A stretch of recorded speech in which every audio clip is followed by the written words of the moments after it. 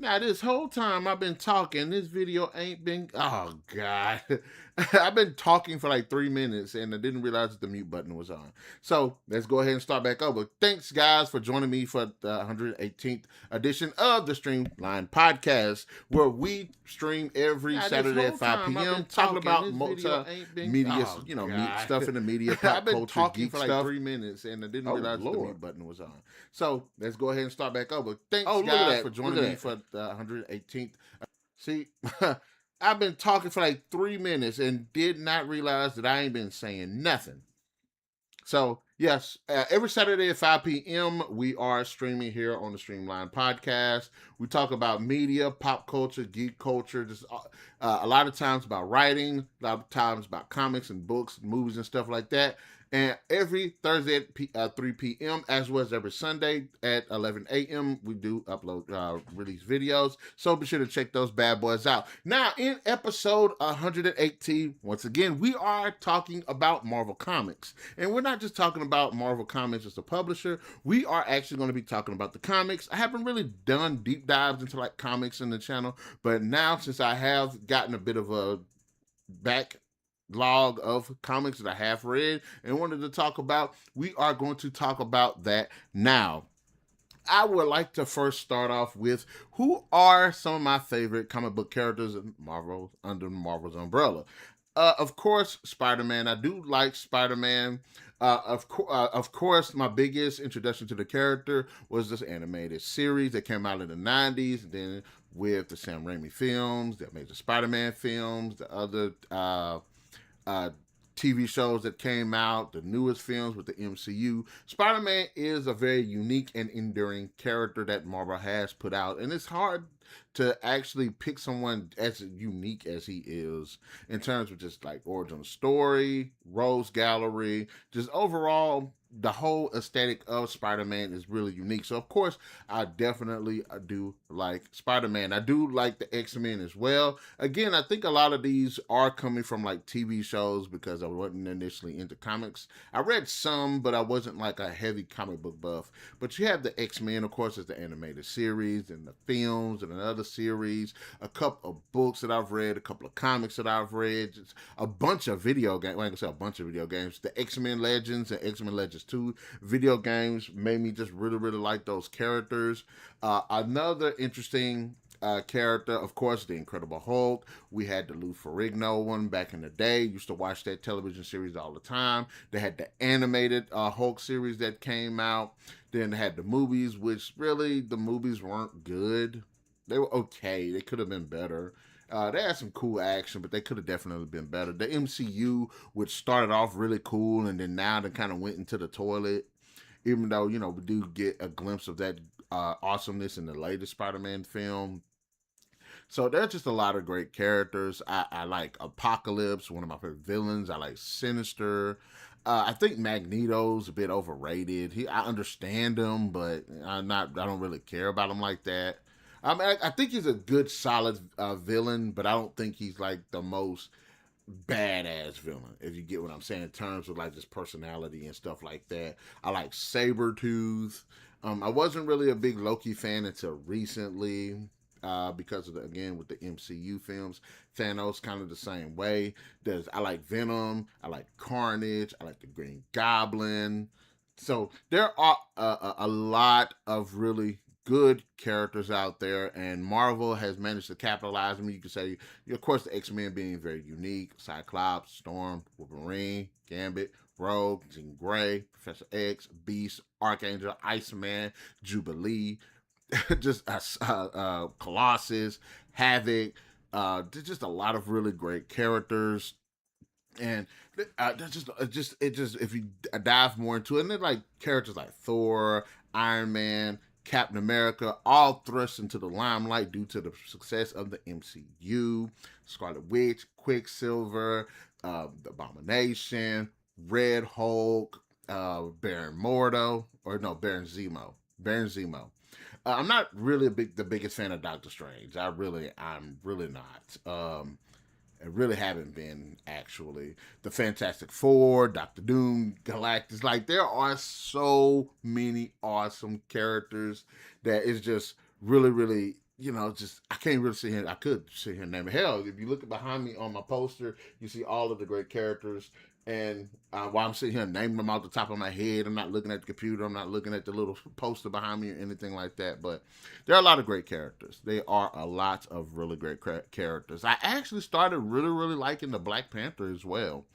And yes, I'm a black guy, but I'm not that black guy. It's like, okay, I'm just gonna like a black character because they black. But I like the Black Panther. I started actually reading some of the old original Black Panther comics after he first debuted with the Fantastic Four, which I thought was actually a really good read. I thought it was pretty cool. I didn't like the ending because I didn't like that guy helped him beat the Black Panther because it just seemed like a random character. But I did like it. I thought it was really cool. And then I started reading his run. I thought it was really, really good. But yes, love the Marvel cast of characters, Captain Marvel as well. It's just so many really great characters. Now we're going to be the talking about the comics and particularly the ones that I've read.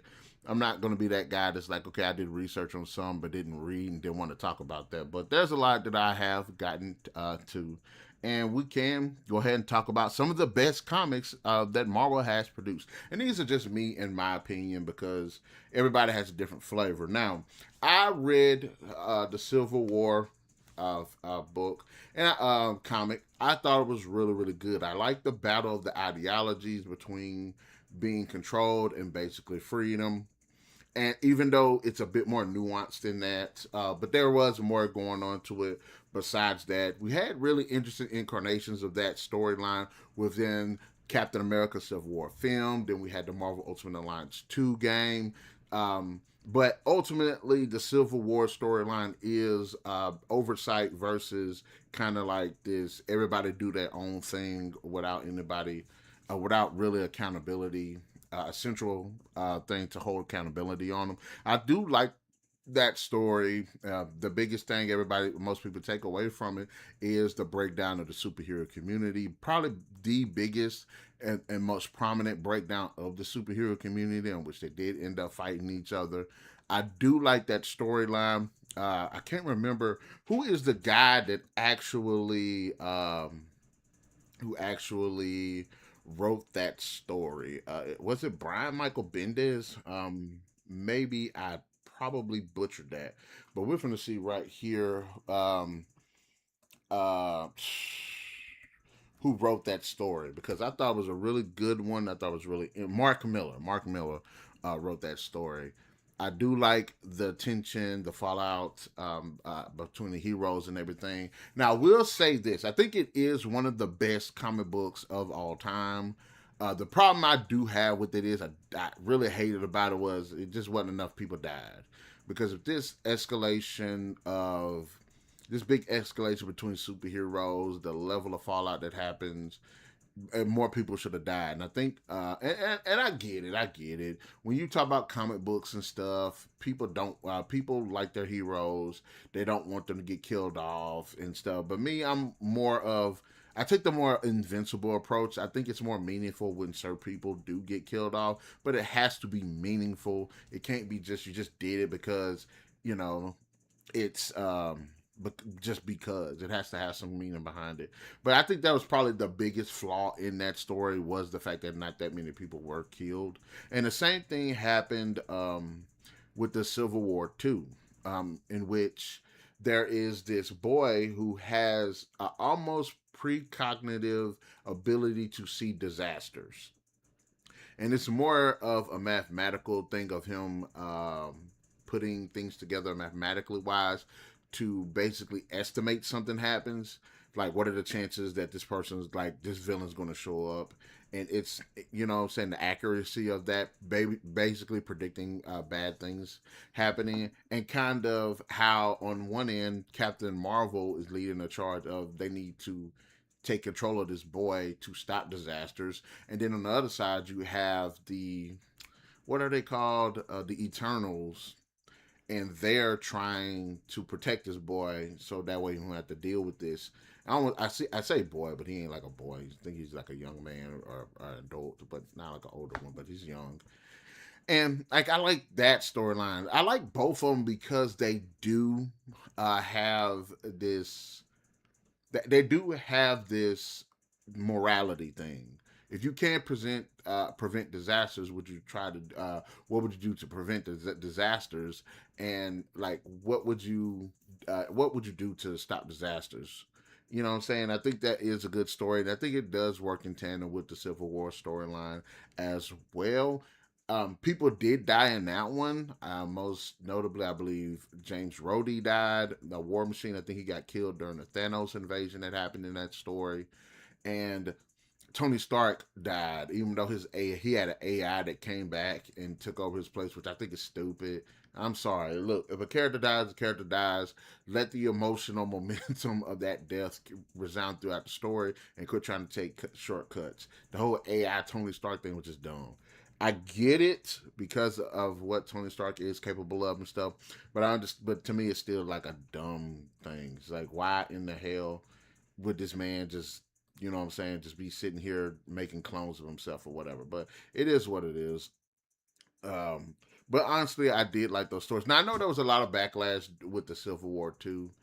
But I honestly thought it was actually pretty good, and I think again it was an interesting idea. If there was like a Civil War 3, God forbid, because you don't want to keep having these fallouts between friends and comrades and stuff. But it's not, like, what would be an interesting way to do that? Would it be like, okay, hey, this one bad guy is going to destroy our planet, but to spare our planet, we got to destroy like the universe or something? Like, that'd be interesting. That'd be a very interesting one to do a deep dive. Now, I tell you another one that was really, really great that I thoroughly fell in love with, even though I kind of don't understand it a little bit. The story kind of doesn't make any sense. Was the X-Men Dark Phoenix saga. Now, like many people, I was introduced to this saga through the animated series, in which case Jean ends up being inhabited by this Phoenix Force, and it's up to the X-Men, her closest friends and family, to stop her from destroying the universe. And I do like the build up to it a bit more with what happens in the animated series than in the comics. The comics, I think, is an introduction to some for one thing, but not another. If that makes any sense, because it starts with the Hellfire Club being half of the story, and them dealing with the Hellfire Club, who is manipulating Jean, and then it goes to the Dark Phoenix side of it, which I still don't understand like the correlation, but it's still like a good story. To me, it's one of the best X-Men stories, and I've read a few, but not enough. But I'm trying to get my portfolio up on them as well. I thought it was a really good story, and Jean is one of my favorite characters, and it's cool because this is when Jean makes her like really debut as a big kid. Now, Jean has been with the X-Men since day one. She was Ms. Marvel, I believe, but she does in the mainstream comics, she does die as the Dark Phoenix, but she does come back in the different incarnations of the M of Marvel and the X-Men. So in everyone, you pretty much do see the Dark Phoenix saga pop up in some form or another, but she does die, and it's interesting seeing her be brought back. But I thought Dark Phoenix is one of the best ones. It was actually pretty cool. um I also, and like I had said, I was reading Black Panther, the original Black Panther comics series that came out in the 70s, I believe. And I read most of it, and it was actually pretty good. It was actually seeing T'Challa as just like really strong and really dedicated character who ends up, and I believe Jack Kirby was the one who ended up writing this series. And I actually, like I said, I actually do like it. It was good him being introduced as kind of like this antagonist to the Fantastic Four. Great comic when they first meet, his introduction, and then you see him more as a hero as he's dealing with all of these different villains, all these different crazy scenarios. They had the one guy that was messing with them, and it was up to Black Panther and his chick to take him down. And then there was the various threats to Wakanda. And it's just like this big world hopping adventure with T'Challa as he's out there trying to make his way back home while dealing with all of these different threats. Thought that was actually pretty cool. It was a really interesting story. I actually want to go back and reread it because I just thought it was that fun. I thought it was really cool, interesting stories that they did have, and I really wish the movies would have kind of, infighting within Wakanda, trying to take it down. Just great. It's actually really good storyline. I did read Black Panther: The Nation Under Our Feet. I believe it was called.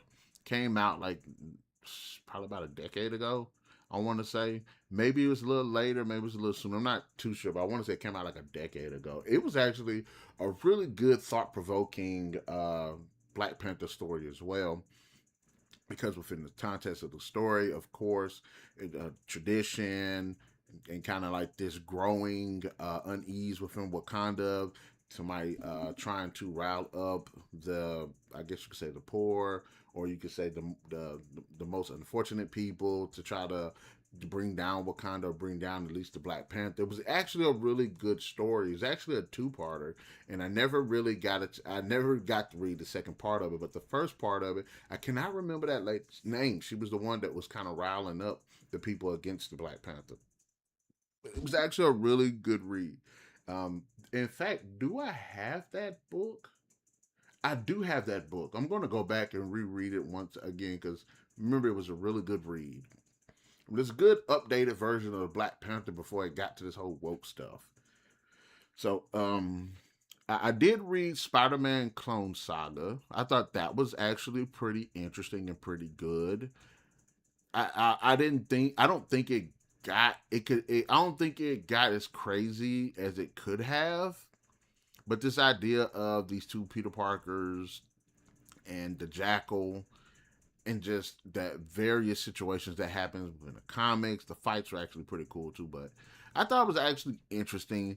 I'm kind of on the fence because I don't like really the idea of like clones because when you think of like clones and stuff, you would think like if somebody had the technology to clone people, they would be doing all types of like smart, wild and out stuff. And the Jackal does do some jackass stuff in the story, in the context of the story. But you think he could do more with that? So I just think that whole cloning thing just I like. And the Jackal's an interesting character. He's very interesting. And probably one of the most unique Spider-Man characters. Although a lot of Spider-Man characters are like pretty unique. But the whole story, and even Ben Riley. Ben Riley is one of my Spider-Man favorite Spider-Man incarnations. Um, so I just I like the personification of his character being having to deal with him being a clone.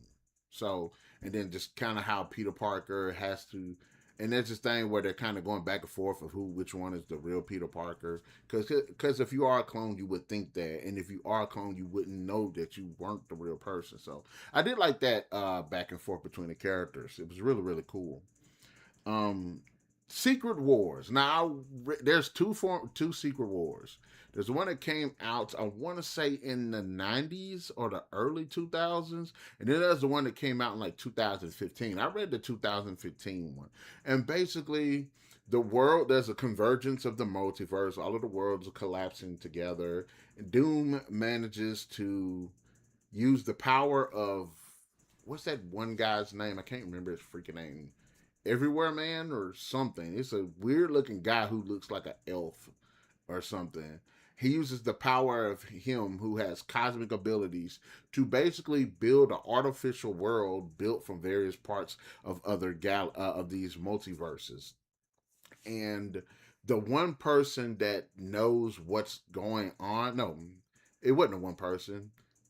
Um, there's a select group of people that managed to survive the collapse, but were outside of Doom's influence, and that's Reed Richards. I want to say Black Panther, and I want to say there's a few other people. And they managed, and Doom's ruling over everything, but he's fighting to keep this world together while dealing with all these different various threats. And Reed Richards leads the charge on taking down Doom. Now I do like that story because in it, basically Doom becomes the man, kind of becomes the man he wanted to be. He wants to rule. Doom most of the time comes off as being evil, but this man is actually about order. He is out about saving the world. It just has a kind of a twisted way of doing it. And in this story, that's what he does. He manages to save at least as much as he can. It ain't really just about him just trying to be powerful, but he is trying to save everyone. And you do see that there is this jealousy between him and Reed Richards, which is established in all of the lore. Especially when you see that Sue has been this a version of Susan Storm is married to Doctor Doom. All of the heroes are working with Doctor Doom. The villains are under Doctor Doom. Uh, Now I will say this: some of the story choices with some of the characters didn't really make sense to me because Doom is the head honcho right now, and then under him is like four generals. One I think was Sinister. One I think was Apocalypse. One I think was I don't know, but they were all like the quote unquote big bads of Marvel. And I was thinking to myself, why would you have these guys as your generals? They're all evil. You know that they're evil. You know they're going to try to take you down, and lo and behold, that kind of happens in the story. They try to it's a plot to try to take him down. But overall, I did like the story. Not to mention there was kind of like this emotional back and forth beat down between Reed Richards and Doom, and they're having this conversation as they're fighting. And I liked it because it was one of those conversations where they're letting that all of the emotion between both characters are coming out. How they actually feel about each other as they're not beating the shit out of each other. But Miles Morales. Miles Morales was another one of the characters that managed to survive, but he wasn't. And I think when everything gets fixed, I guess you could say, quote unquote, fixed. Miles wasn't originally a part of the mainstream universe, but when everything got fixed, when everything got set to reboot it to the new universe, this is when Miles' introduction came in. Kind of like I want to say like Supergirl during like the Crisis, the Infinite Crisis thing, where all of the worlds came together, and then when they did come to this big reboot, like she became a mainstream character. Um, but I actually like that one. Some of the choices, I do like the different incarnations of the characters. Like the Thing was this huge wall protecting the city and stuff. Johnny Storm, he became the sun. Thor, all these different versions of Thor were like the police force. Like I did like stuff like that. That was actually pretty cool. When also some interesting things that I wanted to talk about regarding that, and I'm thinking, and having read that book, I of course the Doomsday plot line, him being everything in the Fantastic Four film leading up to the kid, and then Doom showing up at the end. I already know what the main story of Doomsday is going to be, as well as the Secret Wars, of course. Even though they're changing some things, but way I see it, I'm going to put this out there for those who don't want to hear my thoughts on the predictions of it. This is what I'm going to say. I think Doom already knows about the multiverse incursion, where all of these worlds are going to start collapsing in, going to start crashing into each other. And the best way he's going to do that is get all these powerful beings, um, Susan and Reed's son from the Fantastic Four First Steps film, as well as all these other powerful characters, to try to stop it or to at least do what he did in the comics and make a solitary world in which the Secret Wars film kicks off in 2 years. So I already know what it is going to be. Another story that that I read, I thought was really really good, was Kang the Conqueror. I never knew it much about the character. I've seen him here and there, but I didn't. I wasn't. Didn't really seem like an interesting character to me.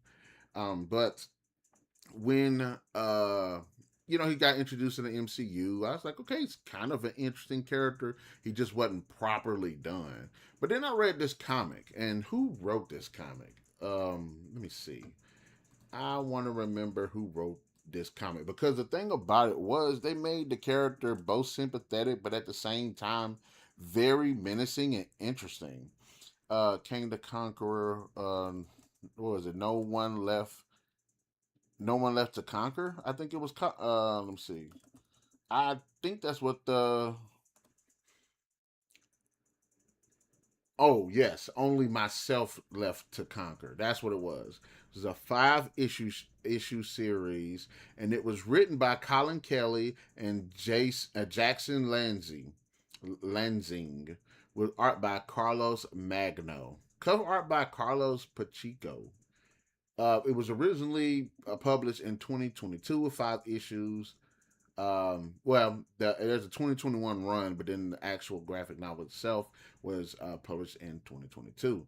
And I will go ahead. Let me go ahead and read this off. The series follows Kane the Conqueror, a time traveling villain who has lived countless lives across eras as a pharaoh, warlord, villain, even a rare hero. Across all timelines, one troop has been constant. Time means nothing to Kane.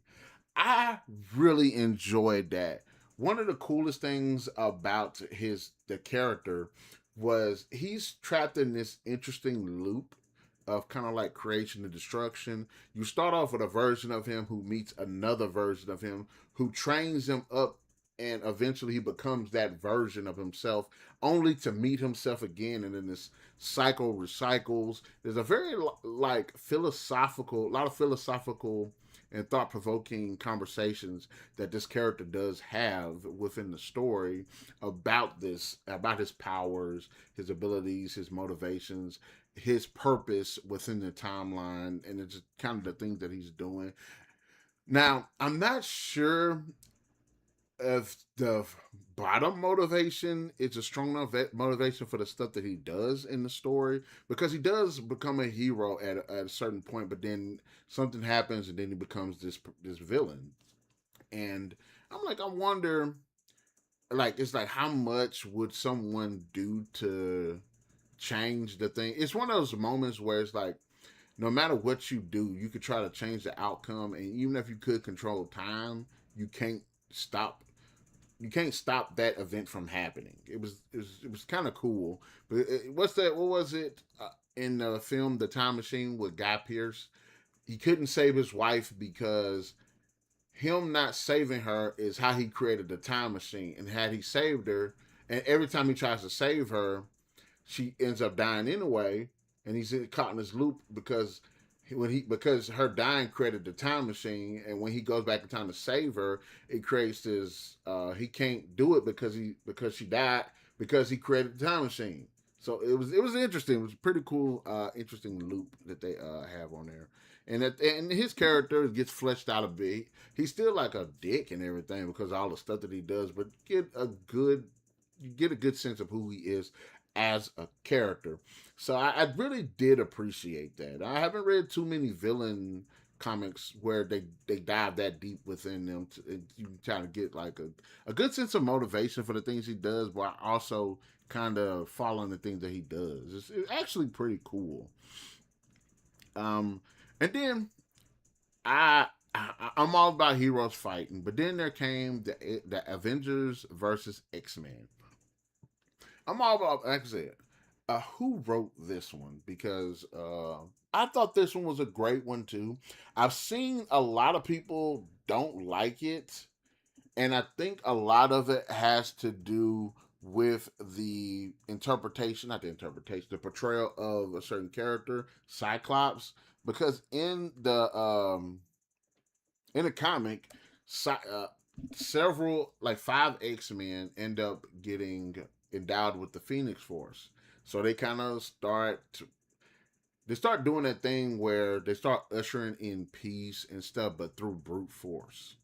And then like the Avengers, of course, you know, they're not like the X-Men. They weren't persecuted, so the X-Men characters are kind of leaning into what Cyclops is doing, and at the same time, you have the Avengers and other characters are like, okay, you can't do this absolution of law that you have, especially with the Phoenix Force. And plus, the longer these 5 people had the Phoenix Force, the more violent and corrupted they become. I thought it was actually a pretty good, and even though people don't like the portrayal of Cyclops, I understood it, because in this story, it's a continuation of the Dark Phoenix, in which Cyclops lost Jean because of the Phoenix Force. The Phoenix Force comes back and is inhabiting this girl named Rachel, I want to say, and I want to say that's their daughter. is it not their daughter? There's somebody. It's just there's somebody. She's somebody close to them. I can't remember. But let me see. I'm sitting here trying to think about it. Hope. That's what it is. Hope. Storyline centers on the return of the Phoenix Force, a cosmic entity of death and rebirth, which seeks a new host, believed to be the mutant Hope Summers. The X-Men aim to protect and prepare Hope as a potential savior of mutant kind, while the Avengers fear the Phoenix could destroy Earth and insist on controlling her. So, this is 12 issues, and it was written by Jason Aaron, Brian Michael Bendis. I've been following him. He been putting out some bangers to me. Ed Brubaker, Jonathan Hickman, and Matt Fraction, with rotating artists including John Romita Jr., Oliver Coipel, and Adam Kubert. And for the most part, I think the art is pretty good.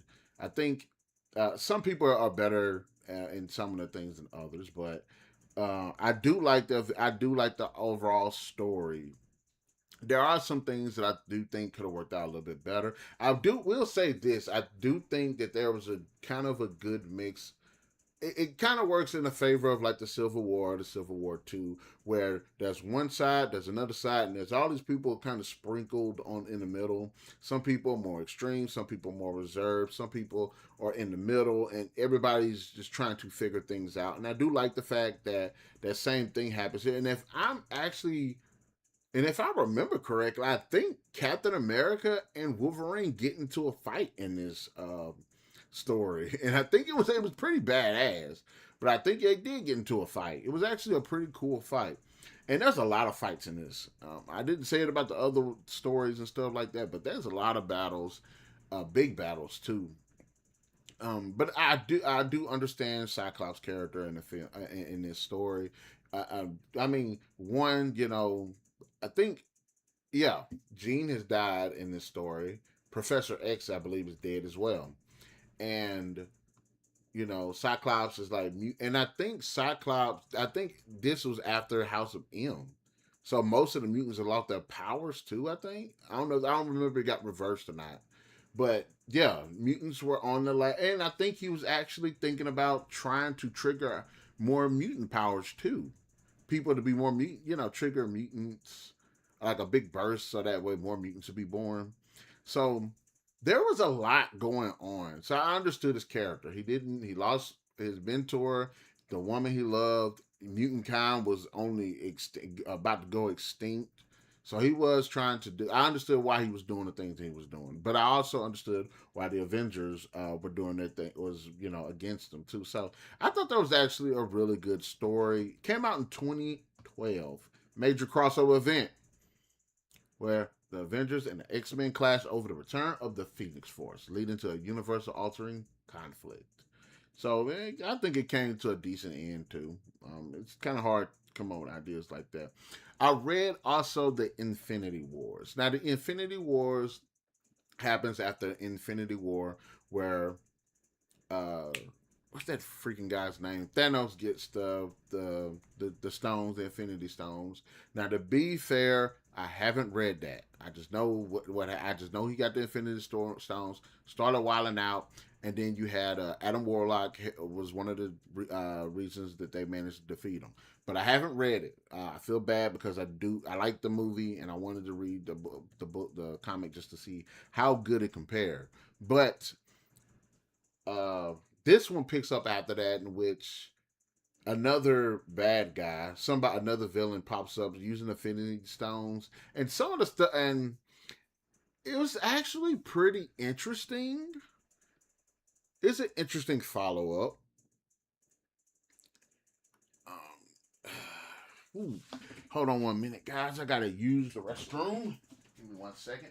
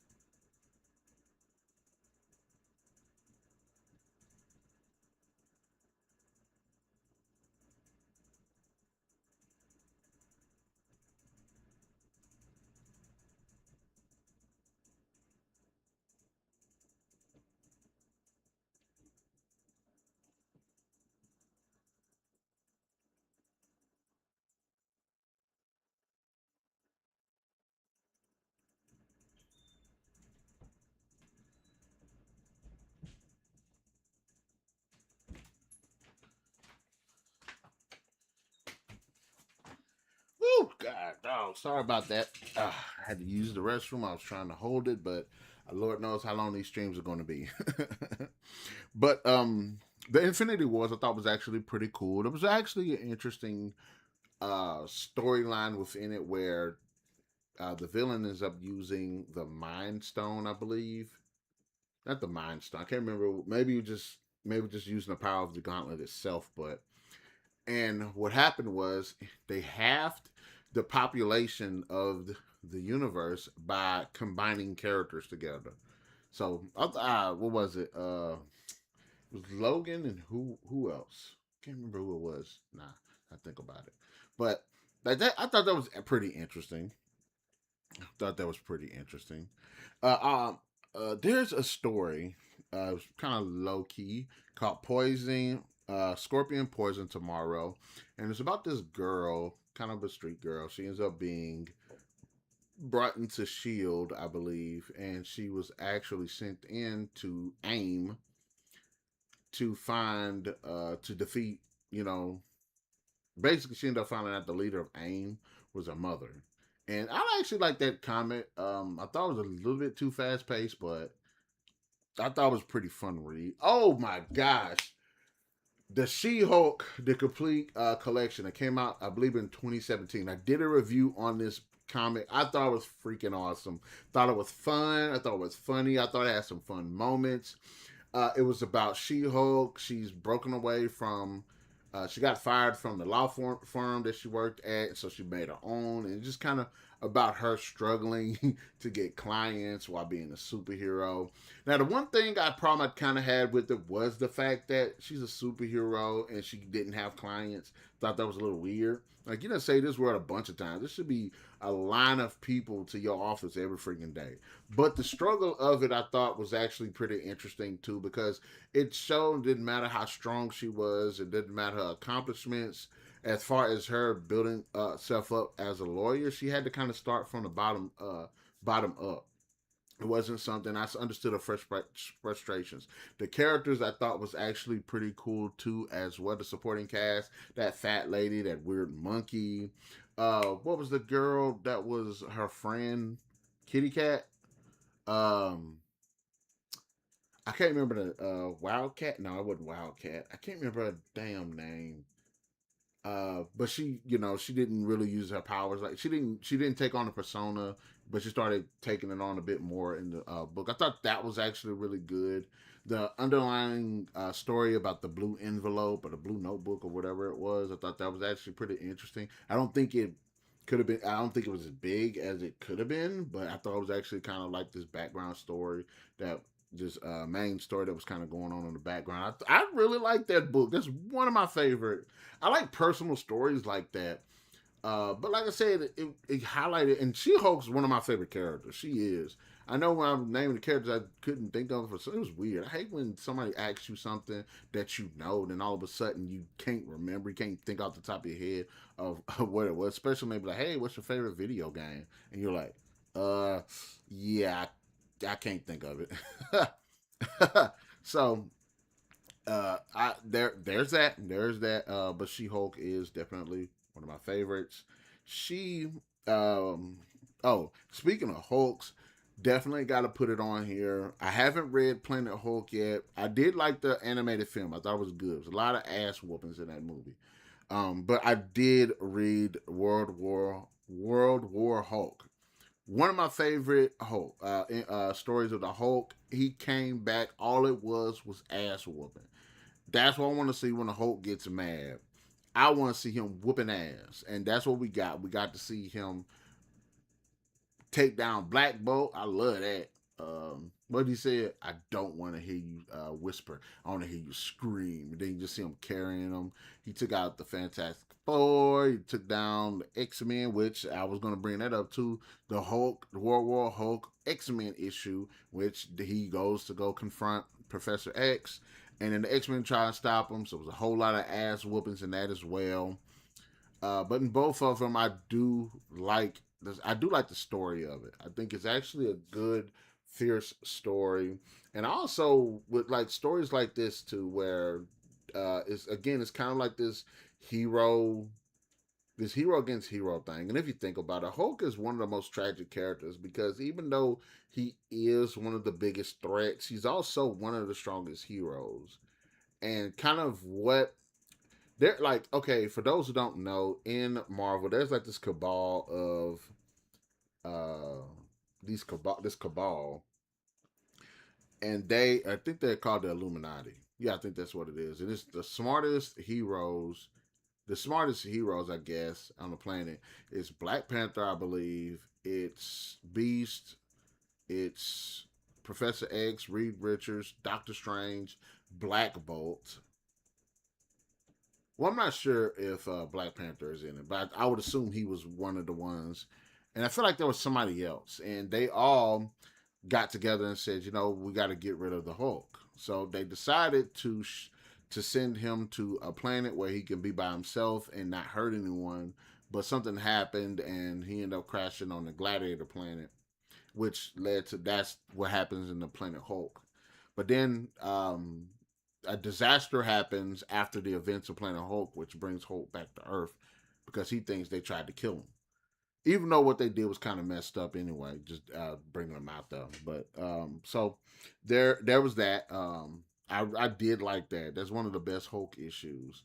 And I'm saying that, and I ain't read that many. I've read a few Hulk, but I haven't read like a bunch of them. But I'm interested to see more about the Hulk stories.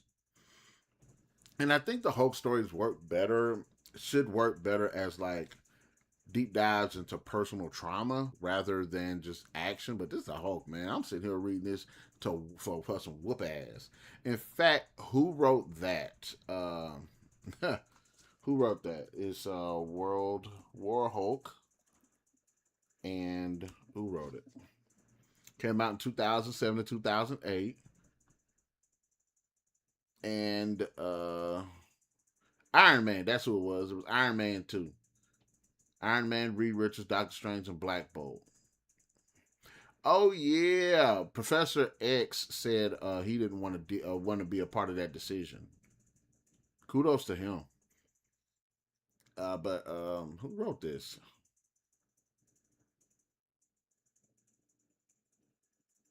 Ooh, you can download it for free. Oh hell yeah, I'm gonna download that for free. Hell yeah. As soon as I find it, yeah, they got it for free. I'm gonna download it. There's a bunch of issues with it. There's the World War Hulk Frontline, Gamma Corps, and X Men, which I read the X Men one. Um, but yeah, I really enjoyed that one. I really did. I read also. I'm not the biggest Thor fan, but I ended up getting a comic called Thor Ragnaroks, and in it, it is three stories. It's three stories. Excuse me. One of the stories is the Warriors 3 is being judged and found guilty, and Thor puts himself on the line to, show their innocence. And they go on about doing these impossible trials. I believe one of them was they had to climb this tree, like the tree of life, but they had to survive this giant eagle. I think one they had to deal with that giant lion. But I do know one. They end up Thor, and there's a scene where Hercules is there. He's doing something, and him and Thor get into this big out fight. I loved reading that. I thought that was badass. Then there's another story, and this one Ragnarok has come or is coming, and all of Thor's people kind of like trying to survive, and Thor has to make this very very hard decision of sacrificing himself to, I believe, save them or to stop Ragnarok. That one I thought was a really like deep story, especially about him and his role. I thought that was actually really good too. I felt like there was another story as well, but I can't remember what it was. But I do know there was a story with Beta Ray Bill, and it might be the same. That actually might be the third story. In fact, I think that is. And in this story, Beta Ray Bill is trying to protect his planet from this oncoming threat, and the oncoming threat comes in the form of Galactus. When I say that one was like straight up like action, like it was going left.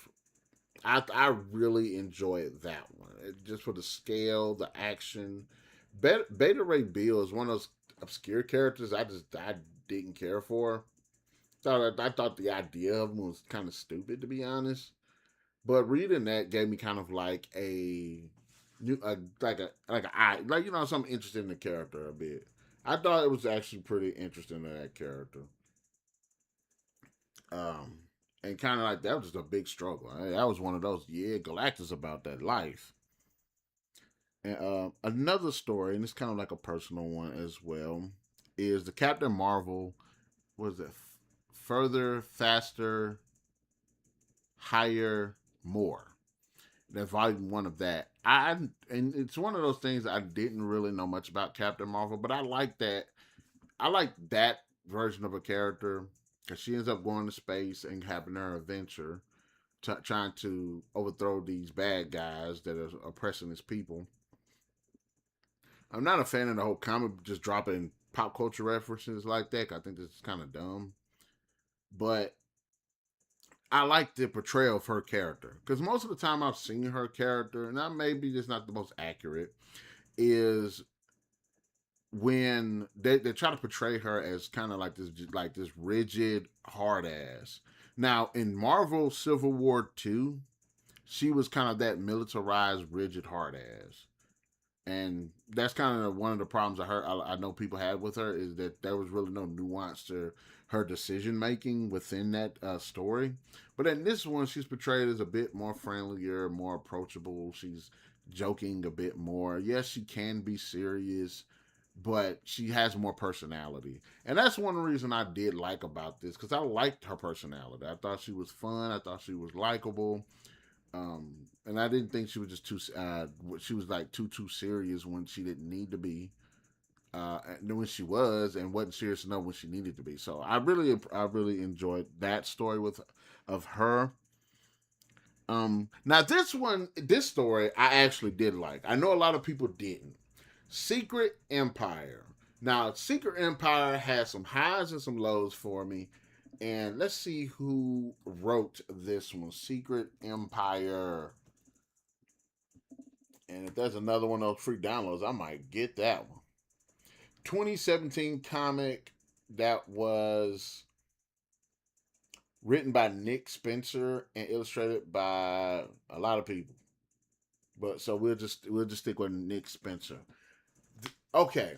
In this story, it's revealed that Captain America is an agent of Hydra and he's been subverting Shield. So when they finally make their move, they end up basically taking over the world.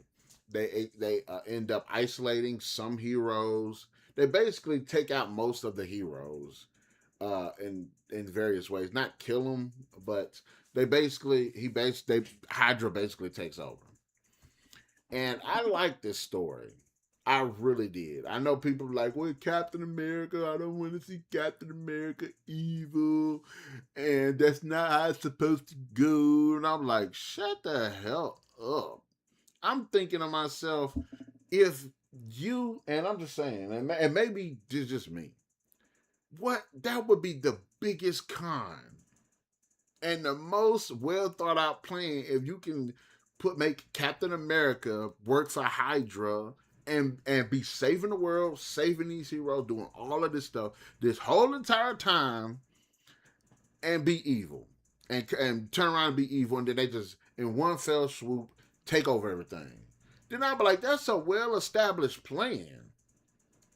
I like that story. Now I will say this: what I didn't like about it. I didn't like the fact that a bunch of people didn't die. And maybe I'm that guy that's like, you shouldn't always want your heroes to die and all that stuff. No. I want to see people die. I want to see the threat level of Hydra. There's no threat level if you're not killing people. If you're not laying waste to stuff, you know what I'm saying? There's no threat level. There's no stakes when you know what I'm saying? You this hardened villain group that everybody knows when you take over, it's just gonna go left for the world. And then when you take over, you don't do nothing with that. Now they did do a lot of stuff. I'm not saying that, but I'm talking about like no, I'm talking about hunting down heroes and killing them. Now one of the things in the story was Captain did kind of have a conscience about his character. He wasn't like totally like I'm going to gung ho kill everybody, nothing like that. But even still, I'm like, no, I want people to die. I want them killing people. Not and this is another reason why I had an issue with it.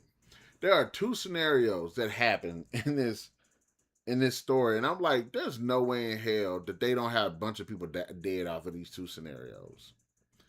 One of the scenarios is they managed to contain a city, like within a bubble, I think.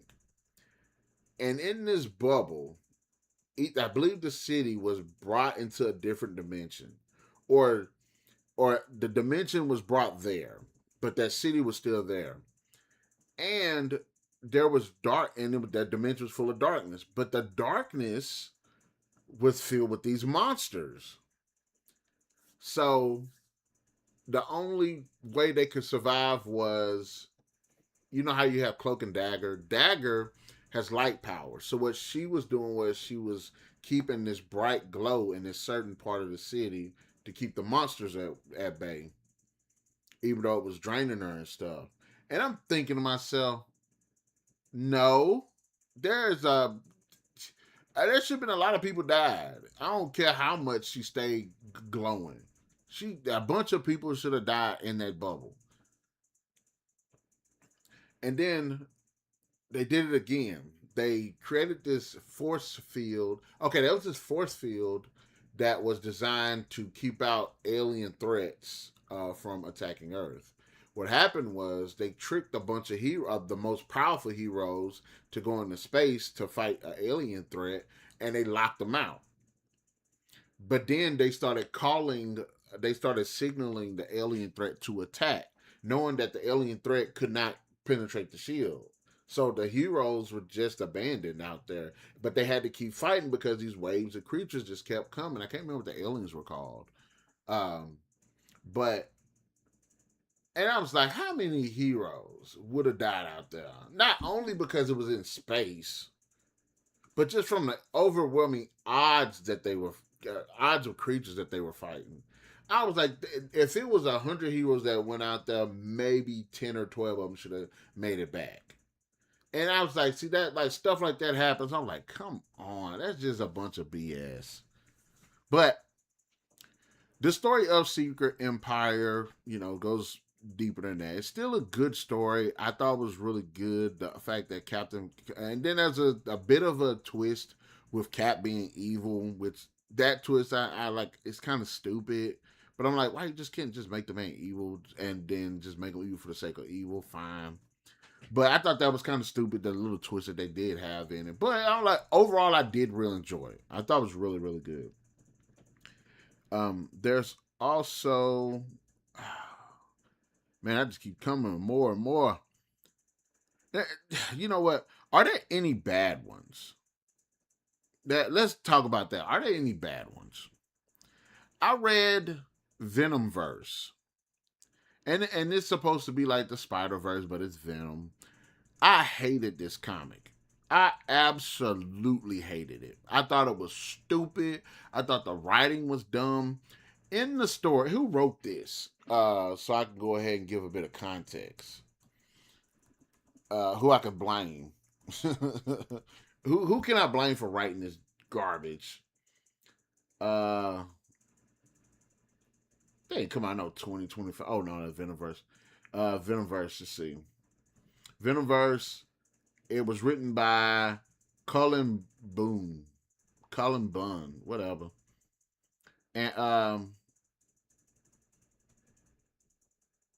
okay, so Venom ends up getting pulled into this alternate universe where these creatures called the Poisons. In fact, let me get. I'm gonna actually get the. Okay, he was there. You go. After a battle with Jack O' Lantern, Venom suddenly disappears and appears in an alternate dimension summoned by Doctor Strange. He was recruited for an ongoing war between the Venoms and the Poisons. Uh, the Venoms are many alternate versions of known characters from Marvel Comics. Let's see. The Poisons are creatures that feed on heroes bonded with symbiotes, which permanently turns both the host of symbiote into one of them. They are led by a poisoned Doctor Doom. This was stupid for several reasons. The idea, I guess, can be an interesting one, but when the main story, but when it concludes, when the resolution happens, you're like, why was this even happening? This is just dumb. So in it, Venom is one of the problems I had with the story was the the character designs of the other symbiote characters is so stupid. How do all I didn't like okay. If you look at the characters, there are two types of Venom designs that I've seen. There's the Venom design we've seen where they're monstrous. You know, Venom, Carnage, Toxin, Screech, I think it was called. Like them, like the anti Venom, they all look monstrous. And I'm thinking, and I'm like, okay, if these are all symbiotes of Venom, this is probably what they all should look like. No, maybe a few of them did. Most of them look like what they were, like who they were. The Captain America one looked like Captain America, except he had a black suit on, no imagination whatsoever. The Rocket Raccoon one didn't look. And then on top of that, they were all like heroes of well known people, versions of the well known heroes. And I was like, these are different universes of characters. You could have picked a bunch of different people, regular people that end up getting the symbiote, and created new interesting characters instead of symbiote versions of mainstream characters, and then they didn't even look cool. So that was one of the things I had a problem with. And then most of the characters kept getting killed being stupid, because what happens is if you're wearing the symbiote and you get attacked by the poison, because the poison kills the person in the suit. The symbiote itself still lives, but the poison kills whoever's in the suit, and they become like this new, stronger being. Which is why when they fought the completed, the turned heroes and stuff, they were stronger. But people kept getting killed, being stupid. Like Captain America, his version got killed being dumb. I think Spider Man got killed being dumb, or almost got killed being dumb.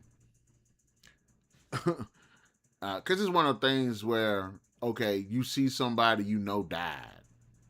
You know they're not there. You know that the poison creatures have the ability to project that type of stuff. Why is everybody falling for it? So it was stupid stuff like that. And then you find out at the end, Doctor Strange realizes that bringing venoms to continue the war only gives more prey to the poisons. So you think to yourself, then why? What was the point? When you like, so he is the reason these poison things are wilding out, or getting stronger, or getting more. That's like saying you got a zombie apocalypse in this one area, just zombies in this one area, and you got people going to go fight them, knowing that they get cut, scratched, bruised, or whatever, they're going to turn. And then you keep saying, maybe we should just leave this area because we keep throwing bodies at them and they keep getting stronger every single time because they keep infecting people. So I hate it. And then when the comic ended, it was like nothing happened. He was like, Venom was like, oh, that happened. Okay. He didn't go tell nobody. He wasn't traumatized. He literally forgot it. I was like, this is just stupid. I don't like that one. And then there was another issue, and let me see who did this one that I didn't like, because I thought it was literally just a waste of space, and I could not believe that you had this much potential and then didn't utilize it. Let's see. Not to mention the Hulk looks absolutely just stupid. So it's the Venom versus the Hulk. Incredible Hulk versus Venom came out in 1994, and I think a fight between the two would be pretty cool. I don't think Venom stands a chance, but I think it's an interesting idea. And in it, one, I didn't like the fact that their reason for fighting was very stupid, wasn't well thought out. Two, I didn't like the designs for either. Hulk is wearing his stupid brown outfit, and then Venom has this weird. Venom's mouth has always been exaggerated, but this one, his mouth was just like it looked stupid. He looked like Mal.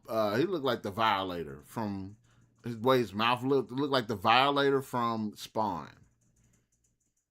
I absolutely thought that was garbage, just straight stupid.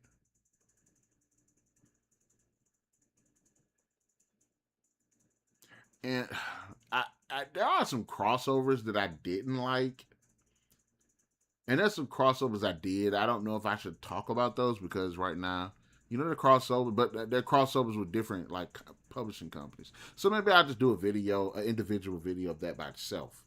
But um, overall, I mean, Marvel has come out, and that ain't all of them. A lot of these are some really, really good stories. Unfortunately, let's see. What are some and when we look at the comics, I've read who I'm trying to figure out who I've put more time into in terms of like the teams because if I probably read more Avenger stuff than like X-Men stuff. Oh, there was a series called Force Works, and it had Scarlet Witch, Power Man, Iron Man, Spider Woman, and I don't want to say I don't know who this other guy is. He's like Captain America almost, and it's got Vision, I believe. I did like that series. I thought that was I never finished it, but I did like that series. I can actually can't wait to go back to reading that, so that way I can get I can finish it because that was one of the first comics I ever read, and I actually remembered it from like my teenage from when I was a young kid till until I actually started reading it. And I found it at a bookshop, I think, and it was I started reading. I really enjoyed it. They end up teaming up with this weird alien guy who looks like stone, and he has this weird small axe.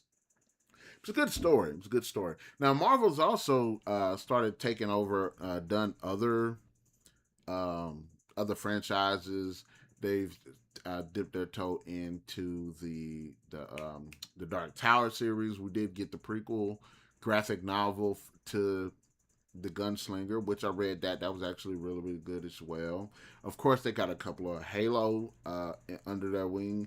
I liked Halo Bloodline. I thought Halo Bloodline was actually really good. Halo Hell Jump I thought was really good. They've done a bunch of Star Wars. I've read a few of them, but not too many. I did like the Age of Rebellion Darth Vader one. I thought that was actually really good. Kind of this really cool uh, insight into Vader and kind of like this the way the dark side is with this one guy. No. Vader and this one guy, and then there was Darth Sidious, the Emperor. So I really enjoyed that. Um, I've been wanting to read Daredevil. I haven't gotten into it. I did read one Punisher story, and I can't remember what it was called, but it was him dealing with this woman who didn't have any arms and legs, and she was trying to get revenge on him because he killed all her kids. I can't remember what that was called, but I thought that was actually kind of fun.